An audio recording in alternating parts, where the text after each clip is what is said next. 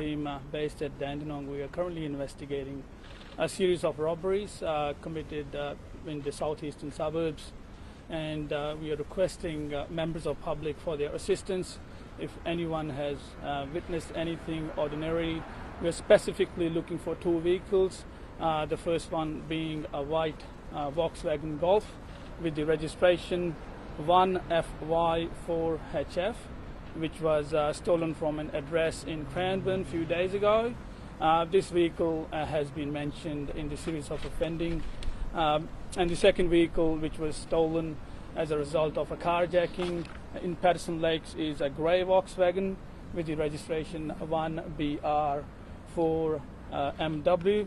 We are requesting members of public, if they do have any dash cam footage that might have captured these vehicles driving in convoy or driving erratically, we are requesting that footage may be able to assist the police in investigating this matter further.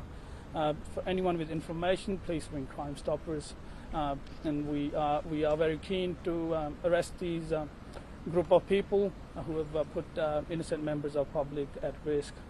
How would you describe a crime spree like this with so many hits in one night? Well, it's definitely planned. I would say there's a bit of planning, but then again, they have actually targeted vulnerable victims, looking for opportunity, people who could not defend themselves. They've taken them by surprise, so it's really hard to comment what these people are actually doing. So what it is a really really bizarre offending by a young group of teenagers, I would say. How many people? Well, the description we have got are varying descriptions. It's too early to pinpoint. The offenders, the victims have given us description about being in their teens, 16 to 20-year-olds, and the description vary from Caucasian to Middle Eastern appearance to African appearance. So it's too hard to actually say that whether all these offenders were linked in all these offences. So there might be different offenders, so we're just trying to work out.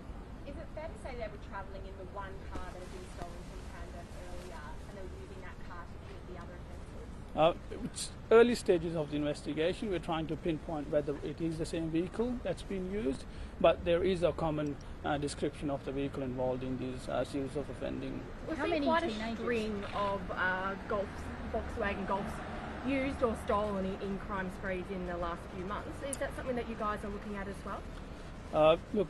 Currently we are investigating this particular series. I'm not aware of what's happened in the last few months, but in this one I can confirm that there's two vehicles and both of them are Volkswagen Golf. How many teenagers do you think were involved? The description is varying from 3 to 5, possibly 6. So it's too hard to actually give you a correct number because different victims have given us a different number of offenders. How are the victims doing? Well, the victims are obviously traumatized. They've been taken by surprise. You don't expect someone to actually assault you while you're out for a walk or actually driving home from work, so they're obviously traumatized by the situation. And you do believe that the instances that have gone from Patterson Lakes right down to Malabar and Caulfield, like it's a fair distance to do with our assuming at this stage they're all linked? Well, as I said before, we are asking people for assistance, and anyone who can help us to link these offences together, that'd be great if they can ring Crime Stoppers. So obviously, the offending started from the theft of vehicle from an address in Cranbourne. Then there was an incident in Hampton Park.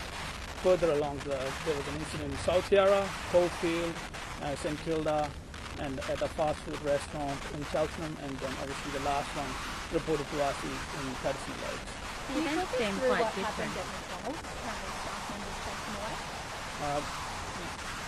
I haven't actually had a chance to look at the actual CCTV footage properly, but what I can gather is from the statement itself is that one male has attended. He was covered up. I cannot give you a description of that person due to the investigation, and he was chased out by the victim who was lurking. So that's all I can say in relation to that How incident. did they chase them out though? What did they use? Well, they had whatever was available to them, so they've grabbed that, and this offender has actually ran out from the store itself. Well, you seem to know more than me, so No, yes, I know, it was genuine a broomstick. So, So how many victims have we got in this series? well, in this series, it's a total of 7 incidents.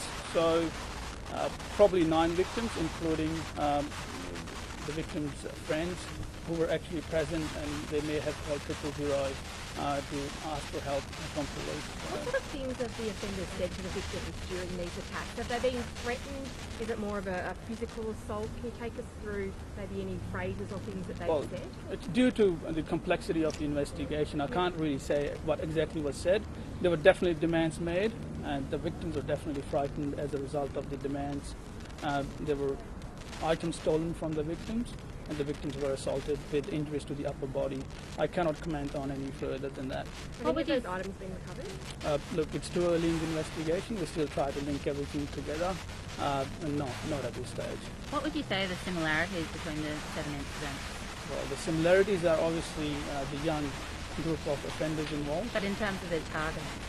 Well, did they target anyone, really? If I was walking down the street at that time and there's no one around, then I could have been the victim as well. But as I said, it's purely opportunity. They haven't really planned.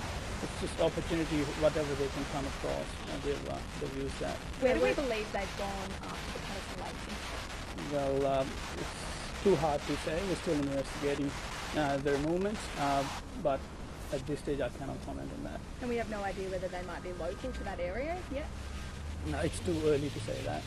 Have you managed to get any CCTV of the group? Of course, there is CCTV evidence, but due to the early stages of investigation, we can't really release that to the media at this stage. Do you recognise any of the people involved?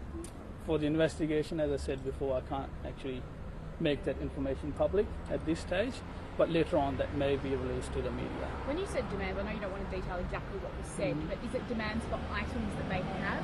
Of course, it's the demands for a wallet, and everyone carries a mobile phone these days, so the demands were specifically for the items that a person may have in their possession, so maybe a wallet or a mobile phone. What do you think of these offenders? Well, all I can say is they haven't got any regard for any safety of the members of the community. We are working hard to holding these offenders to account. Victims are the priority as well. At this stage, we are trying to manage their welfare as well.